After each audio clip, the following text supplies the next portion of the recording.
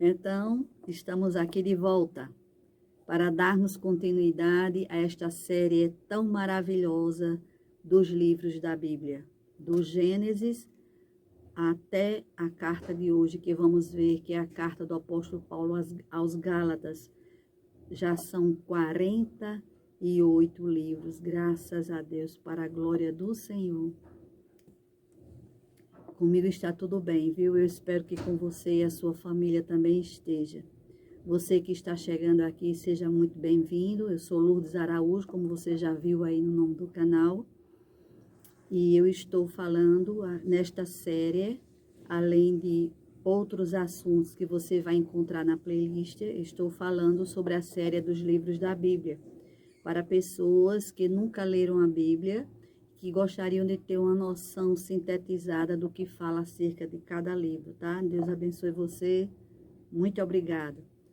Compartilhem, deem seu like para que este vídeo prossiga aí por toda a nossa nação, né? E outras nações, aonde o propósito de Deus deseja chegar lá, vai chegar, tá? Então, que o Senhor nos abençoe em nome de Jesus. Estamos aqui. Vamos dar continuidade. Aleluia. Esta carta tem 6 capítulos. O autor é o próprio apóstolo Paulo, né? Provavelmente ela foi escrita em 60 depois de Cristo. Esta expressão aí, as igrejas da Galácia, né? Que são um conjunto de igrejas que estavam em Icônio, Derbe, Listra, Antioquia e outras que foram fundadas por Paulo em sua primeira viagem missionária. A Galácia era uma região da Ásia Menor, ocupada pelos gauleses em 270 a.C. Ela fica a uns 500 quilômetros ao nordeste de Antioquia da Pisídia. Lá, Paulo começou a obra missionária na sinagoga, onde judeus e gentios creram. A mensagem deste livro é esclarecer em definitivo aos judeus que estavam confundindo os cristãos gentios da Galácia, dizendo que precisavam seguir a lei judaica a fim de serem salvos, inclusive os judeus cristãos, né, convertidos. Nos traz 3 divisões, capítulos 1 e 2, Paulo reivindica a sua autoridade apostólica, capítulo 3 a 5, versículo 1, ele fala da justificação que é por fé unicamente em Cristo, e a terceira divisão, exortação a conservar a liberdade cristã. Nós vamos ver no capítulo 5, versículo 2 ao capítulo 6. Dos versículos de 1 a 5, no Novo Testamento, as cartas dele começavam sempre com os nomes do remetente e do destinatário, seguidos de uma breve saudação. Versículos 6 e 7, Paulo está muito admirado, porque os Gálatas estavam mudando de posição doutrinária e também abandonando a lealdade ao próprio Deus da graça de Cristo. O perdão gratuito de Deus na graça de Cristo. O perdão gratuito de Deus baseado na morte e ressurreição de Cristo. O perdão do pecado só é possível pela graça mediante a fé em Cristo. A mensagem é tão diferente que nem pode ser chamado de evangelho. No versículo 8 ele diz: ainda que nós mesmos ou um anjo do céu vos pregue evangelho que vá além do que já temos pregado, seja anátema, seja maldito. O evangelho que Paulo recebeu e pregou, ele diz: eu não recebi nem o aprendi de homem algum, mas mediante a revelação de Jesus Cristo, para que eu anunciasse o evangelho aos gentios, né? No capítulo 2, haviam já se passado 14 anos depois da sua conversão. Paulo foi pela segunda vez a Jerusalém. Deus, e não outras pessoas, havia enviado Paulo a Jerusalém. Ele diz: subi em obediência a uma revelação. Ele não perguntou o que deveria pregar, mas expôs o que estava pregando, provando que recebeu a mensagem do próprio Senhor. Ele fala para que os líderes da igreja entendessem, compreendessem que a circuncisão não era necessária para os cristãos, a fim de que os falsos mestres não forçassem a circuncisão aos novos convertidos gentios. Vejamos o que Deus diz, fala lá em Deuteronômio capítulo 10, no Antigo Testamento, viu, gente? O que ele diz. Agora, pois, ó Israel, que é que o Senhor requer de ti?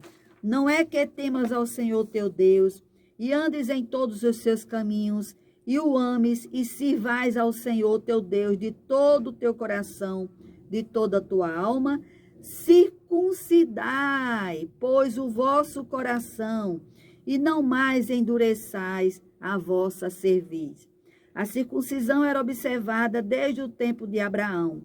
Para Israel, era um símbolo da sua aliança com Deus.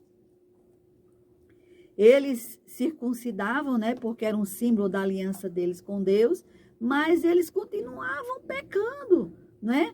Então, não, para eles achavam que sendo circuncidado, cumprindo a lei, eles estavam salvos, né? Mas não, eles continuavam transgredindo a lei todo o tempo, né? Ele diz que Pedro, Tiago e João deram apoio a ele, né, e a Barnabé, a fim de que fossem para os gentios e eles para a circuncisão, ou seja, anunciar o evangelho aos judeus, né? Recomendando que lembrassem dos pobres, né? Eles três, né, Pedro, Tiago e João, recomendaram a ele e a Barnabé que se lembrassem dos pobres, né? E Paulo se esforçou para assim o fazer. O capítulo 2, versículo de 12 a 21, ele fala acerca de uma repreensão que fez ao apóstolo Pedro quando estava em Antioquia. Alguns judeus de Jerusalém afirmavam que a salvação dos judeus cristãos estava em obedecer à lei e também ter fé em Cristo. E não deveriam infringir a proibição judia de não comer com gentios, nem mesmo gentios cristãos. Quer dizer, porque a lei proibia que os judeus comessem com os gentios, né? Então, Pedro, quando viu que os judeus chegavam, né? Ele se retirou da refeição que ele estava se alimentando com os gentios, né? Por causa do seu medo da represália dos judeus.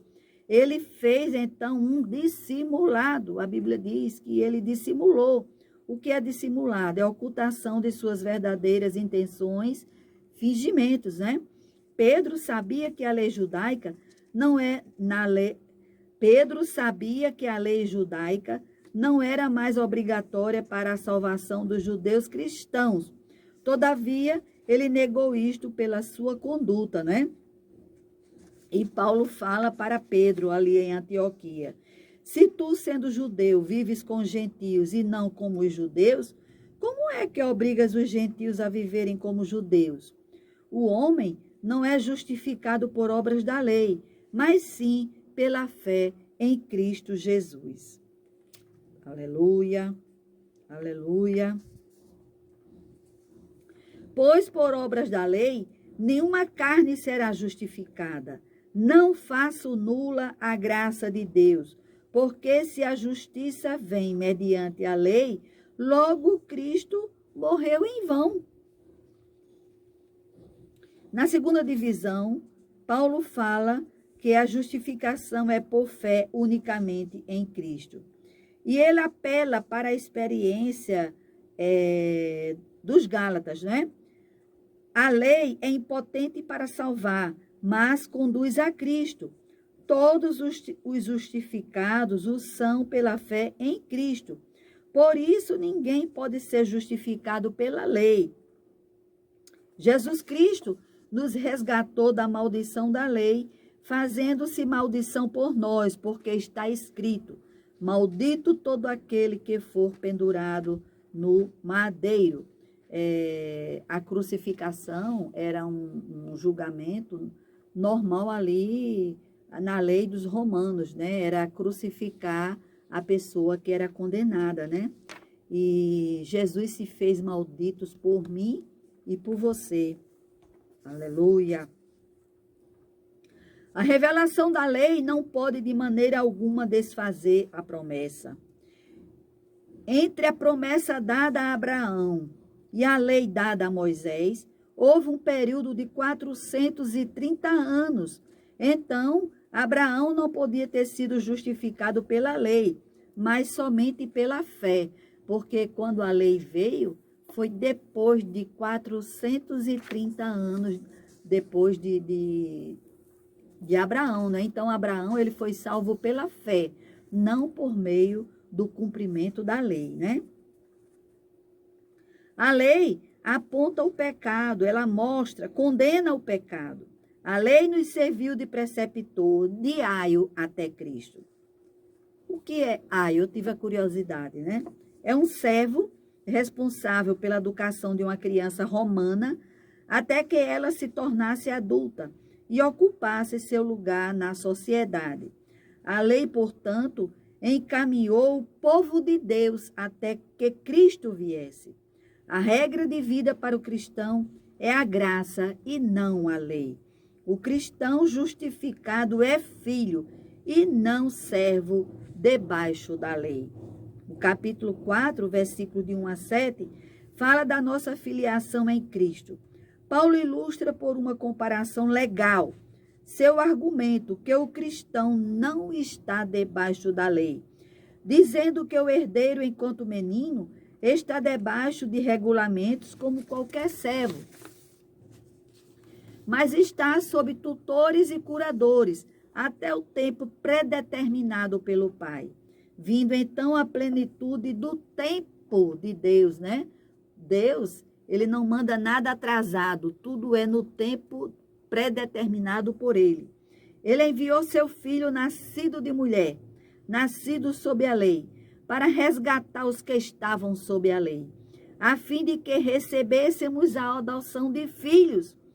Porque somos filhos, Deus enviou ao nosso coração o Espírito de seu Filho que clama, Abba, Pai. Já não és escravo, porém filho, e sendo filho também herdeiro por Deus. Aleluia! Glória a Deus. Versículo de 8 a 11. Ele fala, não é? Quando não conheciam a Deus, vocês serviam a deuses que por natureza não o são. Ele diz em outra carta que o ídolo nada é. Mas agora que sois conhecidos por Deus, como estás voltando outra vez aos rudimentos fracos e pobres, aos quais de novo quereis escravizar-vos? Paulo considerava perigosa a tendência ao legalismo e a preocupação em guardar em dias de guarda, dias, meses, tempos e anos. Legalista, né? A definição de legalista, referente à lei, aos preceitos legais, aquele que observa rigorosamente o texto da lei, sem fazer nenhuma interpretação jurídica, mas tão somente gramatical, sem atender à intenção e ao espírito do legislador. Legalismo é um tipo de credo ideológico que prega a lei acima de todas as coisas. Essa é a definição no direito. Os versículos 21 a 31 do capítulo 4, Paulo faz uma alegoria das duas alianças, usando Sara e Agar, né? O que é alegoria? É a interpretação que consiste em representar pensamentos, ideias sob forma figurada. Ele quis mostrar a antiga aliança e a nova aliança, a lei e a graça, e usou Sara e Agar, não é? Sara e Agar, justamente. Ismael era filho da escrava Agar, que foi a tentativa de Abraão para cumprir a promessa mediante os esforços pessoais. Estava demorando ao filho da promessa chegar, e Sara se inquietou e mandou que ele tivesse um filho com a serva dela, né? Com a escrava dela, né? Que justamente nasceu Ismael, né? Eles se apressaram, né? Agar e Ismael são símbolos apropriados da aliança do Monte Sinai. Isaac, filho da mulher que era livre, no caso Sara, né? Portanto, Isaac era o filho da promessa. Deus disse que a promessa era para o filho que viesse de Abraão com a esposa Sara, né?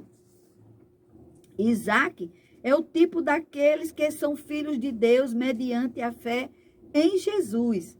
Este plano de salvação pela fé é chamado de Jerusalém lá de cima, no versículo 26, né? Os que confiam em Cristo são livres para obedecer com alegria. Para a liberdade, foi que Cristo nos libertou da escravidão, do pecado, né? Permanecei, pois, firmes e não vos submetais de novo ao jugo de escravidão. Somos filhos não da escrava, e sim da livre, né? Aí já é no início do capítulo 5, versículo 1.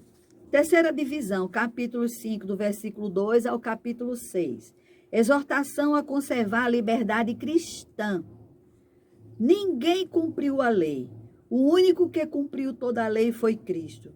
Devemos entrar no pleno gozo da nossa libertação. E Paulo continua a afirmar a incompatibilidade do legalismo com o evangelho da graça. Quem pretende justificar-se alegando sua obediência à lei, afasta-se de Cristo e cai da graça. Versículos 5, 13 a 15 mostra que a liberdade é limitada pelo amor. Aleluia. Não usada a liberdade para dar ocasião à carne. Aleluia, aleluia. No versículo 5, capítulo 5, versículo 16 ao 26, ele mostra as obras da carne e o fruto do Espírito. Ele dá um conselho infalível. Andai no Espírito e jamais satisfareis a concupiscência da carne. Se sois guiados pelo Espírito, não estáis sob a lei. Porque nós temos, o Senhor nos deu o Espírito Santo no dia em que nós aceitamos, cremos, ouvimos o Evangelho e cremos no Evangelho da salvação. Então, nós fomos selados com o Espírito Santo da promessa, aleluia, o Espírito Santo de Deus, aleluia. Então, quando nós porque estamos aqui sujeitos a pecar todo dia, mas o Espírito Santo que está em nós, ele nos dá, nos sinaliza, ele nos lembra a palavra, a sua palavra, por isso que é importante ler, gente. Ele diz, não, minha filha, não é assim, é assim, assim, assim. Então, aqui vamos ver as obras da carne.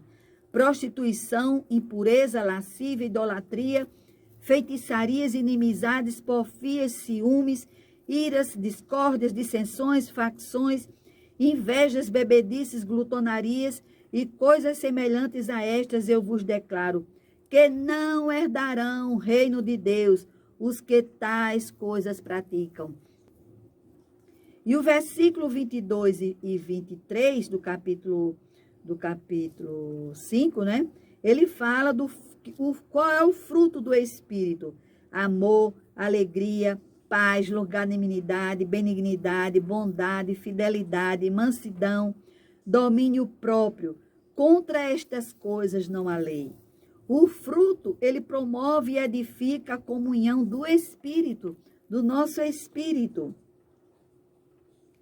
Porque os que são de Cristo Jesus crucificaram a carne com as suas paixões e concupiscências. Gente, capítulo 6. O auxílio mútuo e a responsabilidade é pessoal. Nos versículos de 1 a 6, ele mostra a nova vida como irmãos em Cristo. Aquele que está em Cristo, nova criatura é, as coisas velhas já passaram, eis que tudo se fez novo, né? Então, o que é que a nova criatura em Cristo deve procurar fazer? Corrigir com espírito de mansidão o irmão que foi encontrado em alguma falta ou delito. Nós que somos fortes devemos suportar as fraquezas dos fracos e não agradar a nós mesmos. perdoá-lo e consolá-lo, para que ele não seja devorado por excessiva tristeza. Se alguém dentre vós se desviar da verdade e alguém o converter, sabei que aquele que fizer converter um pecador do erro do seu caminho, salvará da morte uma alma e cobrirá uma multidão de pecados. Aleluia. Não são minhas as palavras não, viu, gente? É a palavra do Senhor. É a palavra do Senhor que está sendo anunciada. Aleluia. Ajudar um irmão que está sobrecarregado e assim ganhar o seu amor. Admoesteis os insubordinados, consoleis os desanimados, ampareis os fracos e sejais longânimes para com todos. Você que ensina, que ajuda, prove cada um a sua própria obra, porque cada um levará o seu próprio fardo. Examinai-vos a vós mesmos se permaneceis na fé. Provai-vos a vós mesmos, ou não sabeis quanto a vós mesmos que Jesus Cristo está em vós? Se é que já não estáis reprovados. O versículo 7 e 8 do capítulo 6 nos dá um grande alerta. Cuidado! Deus não se deixe escarnecer, pois tudo que o homem semear, isso também ceifará. Porque quem semeia na sua carne, da carne ceifará a corrupção. Mas quem semeia no Espírito, do Espírito ceifará para a vida eterna. Aleluia, glória a Deus. Versículos 9 a 11, ele nos dá um conselho. Não nos cansemos de fazer o bem.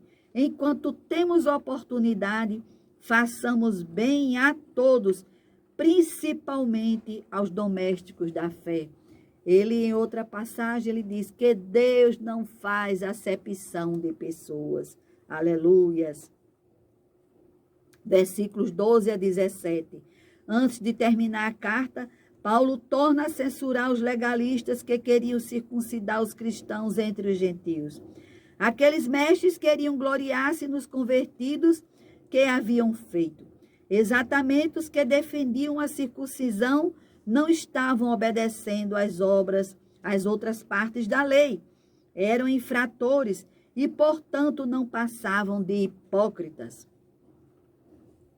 Em Atos, capítulo 15, versículo de 1 a 33, este assunto já havia sido definido e foi exatamente no primeiro concílio em Jerusalém, que foi em 48 depois de Cristo. 10 anos dos gentios já como igreja. Pedro disse: por que tentais a Deus, pondo sobre a cerviz dos discípulos um jugo que nem nossos pais nem nós podemos suportar? Mas cremos que somos salvos pela graça do Senhor Jesus, do mesmo modo que eles também, os gentios. Porque Deus, vocês lembram, eu falei lá em Atos dos Apóstolos, Deus revelou para Pedro que a salvação também veio para o gentio, não é? Ele já era consciente disso. E Paulo considerava as marcas do Senhor Jesus, os sinais dos açoites que levava no seu corpo. No versículo 18, ele encerra a carta abençoando. A graça de nosso Senhor Jesus Cristo seja, irmãos, com o vosso espírito. Amém. Esta carta foi escrita por ele mesmo, uma vez que certamente tinha problemas na visão. Na maioria das vezes ele ditava e outra pessoa escrevia, não é? Aprendemos e meditamos hoje sobre a graça. O perdão do pecado só é possível pela graça, mediante a fé em Jesus Cristo.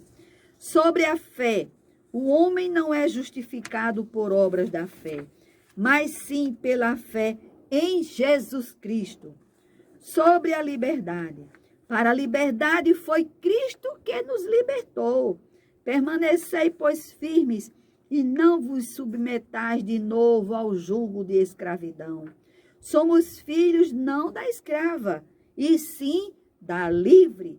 E também acerca da cruz. Ele diz: longe esteja de mim gloriar-me, a não ser na cruz de nosso Senhor Jesus Cristo, pela qual o mundo está crucificado para mim e eu para o mundo. Nem a circuncisão, nem a incircuncisão é coisa alguma, mas sim o ser uma nova criatura. A cruz está vazia. Aleluia, glória a Deus. Aleluia, meu Pai. Aleluia, Senhor. Mais uma carta, Senhor. Mais um ensino. Mais um alerta. Mais um conselho. Aleluia. Mais uma advertência. Mais uma correção. Mais uma disciplina, Senhor. Estamos aprendendo aqui. Aleluia. Com a carta do teu filho que foi escrita mediante o ensino, a instrução que recebeu do próprio Senhor Jesus. Aleluia, aleluia, glória a Deus, aleluia. Muito obrigado, Senhor. Muito obrigado, meu Pai. Estamos aqui na tua presença, Senhor, e queremos continuar sempre. Sabemos que somos falhos, aleluia, mas nós temos um advogado no céu junto ao Pai, aleluia, junto a ti, Senhor, que é o teu Filho amado, Jesus Cristo, aleluia. Ele vai rogar a ti, Pai, eu derramei meu sangue por ele, Pai, aleluia, aleluia. Eu conheço, o Senhor conhece a nossa estrutura, o Senhor sabe que nós somos pó, e temos aqui o Espírito de Deus em nossa vida. O teu Espírito está em nós, Pai. A tua palavra diz que o nosso corpo é templo e morada do teu Espírito Santo. E ele está aqui cuidando de nós, nos ensinando. Às vezes, quando não sabemos dizer nenhuma palavra, o teu Espírito Santo prepara a oração direitinha e leva a ti. Aleluia, aleluia. Muito obrigado, Pai. Eu te peço mais uma vez por todos aqueles que têm acompanhado esta série, por todos aqueles que estão chegando agora, Pai, por todos aqueles que ainda hão de chegar. E eu te peço, Senhor, mais uma vez por todas as famílias, Pai. Pai, livra as crianças, Senhor, da nossa nação, dos pedófilos, meu Pai, dos violentos, Senhor. Livra, Senhor, as crianças do mal. Aleluia, a tua palavra diz que o diabo, ele ruge como um leão, ruge o tempo todo querendo tragar. Ele está querendo tragar as crianças e ele também não escolhe idade, mas ele vai às crianças por serem mais frágeis, meu Pai. Aleluia.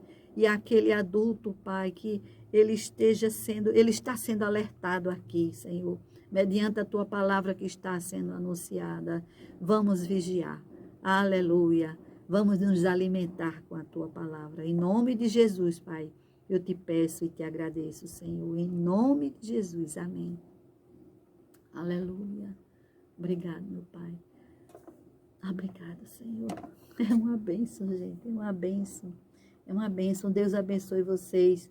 Até a próxima carta, que será aos Efésios. Em nome de Jesus. Tchau.